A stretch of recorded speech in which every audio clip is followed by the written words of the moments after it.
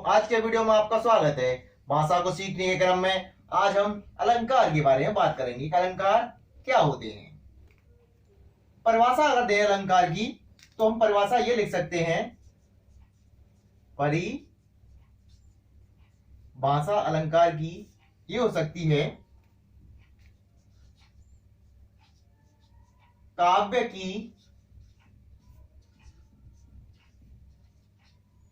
शोभा बढ़ाने वाले शब्दों को अलंकार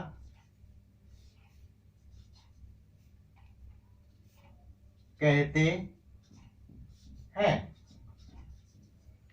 देखिए, जैसे कि एक महिला के शरीर पे आभूषण पहनाए जाते हैं, आभूषण से उसकी शोभा बढ़ती है, इसी तरीके के काव्य की शोभा बढ़ाने के लिए हम अलंकार का प्रयोग करते हैं। अलंकार से काव्य में बहुत ज्यादा रोचकता आ जाती है, वाक्य सुंदर हो जाते हैं और वो मतलब इतने वो लगते हैं, मतलब इसकी शोभा बढ़ जाती है उन वाक्यों की, उसे ही हम अलंकार कहते हैं। अब अलंकार के प्रकार क्या होते हैं? अलंकार कितने प्रकार के होते हैं? अलंकार के प्रकार, वैसे तो अलंकार के 3 प्रकार होते हैं और पढ़ाई में हम लोग अक्सर 2 ही तरह के अलंकारों का प्रयोग कर रहे हैं। पहला होता है शब्दालंकार और दूसरा होता है अर्थालंकार। देखिए, यहां शब्दों से पता चलता है कि जिस शब्द से अलंकार दिखता है, जिस शब्द से वो दिखता है कि इसके अंदर अलंकार प्रस्तुत हुआ है, तो वो शब्दालंकार होते हैं। पर जिनमें पूरा वाक्य पढ़ने के बाद उसके अर्थ में जो झलकता है, रोचकता आती है, वो अर्थालंकार होती है। यानी उसके अर्थ से उसके बात का पता चलता है कि हम क्या बात कहना चाह रहे हैं। इनके शब्दों से ही पता चल जाता है कि हम क्या बात कहना चाह रहे हैं। तो ये शब्दालंकार होते हैं, ये अर्थालंकार होते हैं। ये शब्द से ही पता चल जाते हैं, शब्दों से ही ज्ञान हो जाता है इन अलंकारों का, और इन अलंकारों का उसके अर्थ से ज्ञान होता है। जो बात कही गई है उसके अर्थ से ज्ञान होता है। अब शब्दालंकार के अंतर्गत भी कई अलंकार आते हैं और अर्थालंकार के अंदर भी कई अलंकार आते हैं।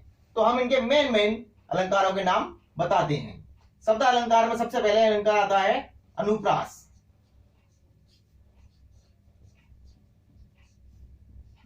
अनुप्रास अलंकार। अनुप्रास अलंकार के बारे में बताते हैं।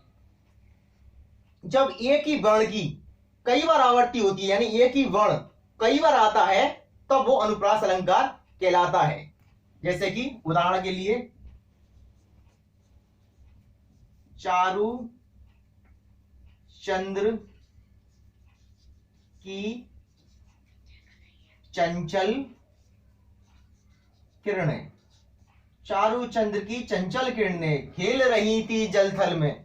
तो यहां पर देखो 4 शब्द की आवृत्ति, एक बार आ गया, फिर 2 बार आ गया, फिर 3 बार आ गया। तो जो एक ही वर्ड की, जब एक ही शब्द की कई बार, एक ही वर्ण, एक ही अक्षर की कई बार आवृत्ति होती है, एक ही शब्द कई बार आता है, तब वहां वो अनुप्रास अलंकार होता है। यहाँ 4 शब्द देखिए कई बार आया है, इसलिए ये अनुप्रास अलंकार है। फिर दूसरा होता है यमक अलंकार।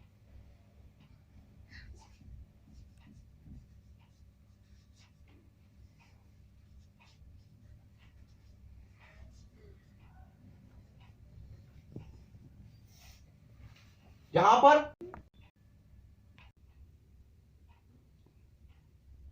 दूसरा होता है यमक अलंकार।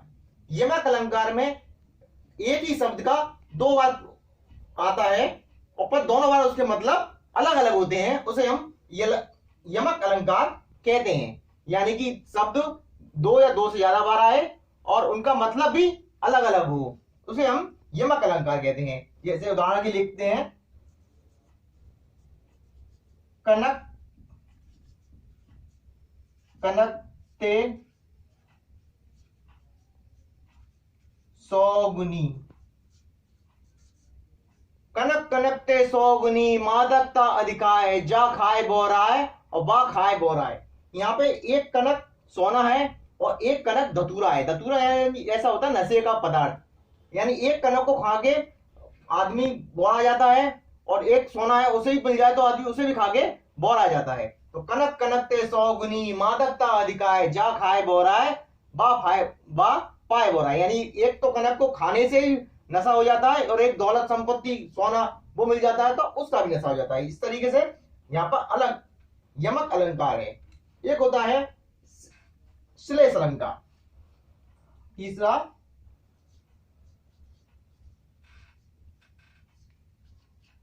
श्लेष अलंकार। यहां पर वाक्य में एक शब्द आता है पर उसके अर्थ कई होते हैं, एक ही शब्द के अर्थ कई होते हैं, तब वहां पे श्लेष अलंकार का प्रयोग पता चलता है कि श्लेष अलंकार का प्रयोग किया गया है। जैसे कि इसके उदाहरण के लिए देखते हैं, रहीमन पानी राखिए, बिन पानी सब सून। पानी रखे तो इसलिए इसका लिख के बता दिए हैं,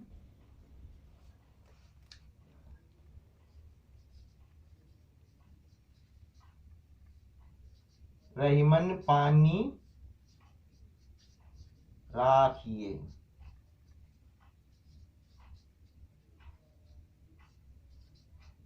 बिन पानी सब सून। पानी गए ना उबरे, मोती मानुष चून। तो इसमें पानी, एक तो पानी होता है जो जल होता है और एक होता है आंखों का पानी।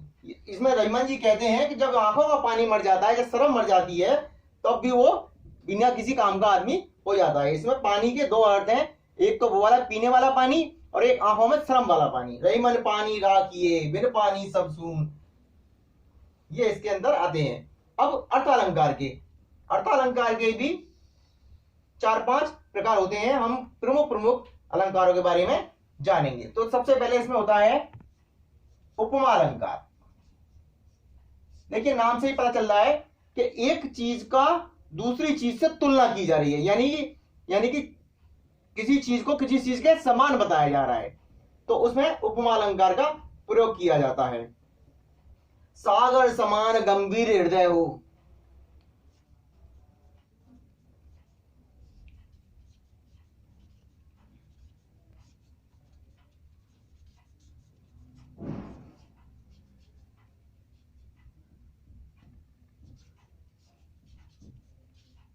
तो इसमें मतलब जो हमारा हृदय है वो बताया जा रहा है कि वो इतना बड़ा हो, इतना विशाल हो कि वो सागर के समान हो। यानी कि हमारे हृदय, सागर की उपमा हृदय से की जा रही है। हृदय को इतना विशाल हो कि उसमें हम सब चीज समा जाए, तो हमारे हृदय को सागर के समान बताया गया, तो यहाँ पर उपमा अलंकार है। ऐसे एक और होता है रूपक अलंकार।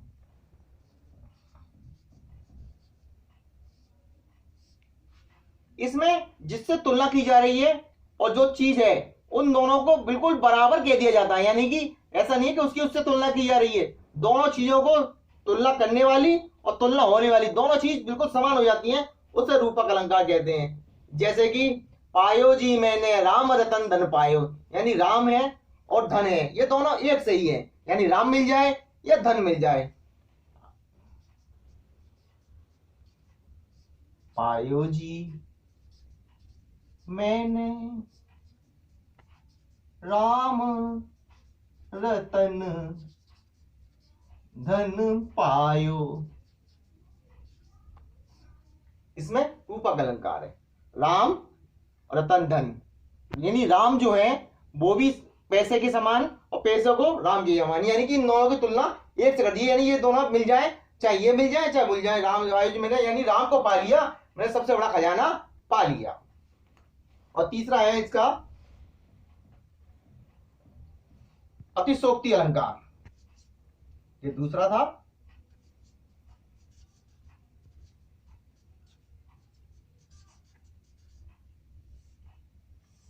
अतिशोक्ति हाइपरबोल, यानी कि काव्य में ऐसी बातें कह दी जाती हैं कभी कभी जो कि मतलब जिनका सीमा नहीं है, जो कि मानव सीमा से पार होती हैं। किसी वस्तु का, किसी व्यक्ति का ऐसा वर्णन कर देना जिसे मतलब असंभव बात हो। जैसे कि हनुमान जी की पूंछ में ला आग लग पाई, पूरी रावण जल गई और जो दुष्ट राक्षस थे वो भाग गए सारे। तो इसमें हनुमान जी को इतना विशाल बड़ा बताया गया था कि हनुमान जी की पूंछ को वो लोग, पूंछ इतनी लंबी हो गई, हनुमान जी इतने बड़े हो गए कि उनकी पूंछ तक को आग नहीं लगा पाए और पूरी लंका उन्होंने जला दी। इस तरीके से हम अतिशयोक्ति अलंकार में लिखते हैं।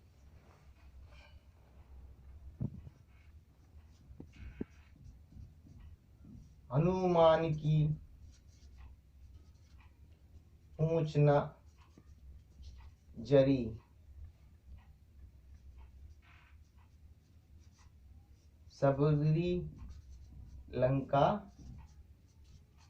जरी गई।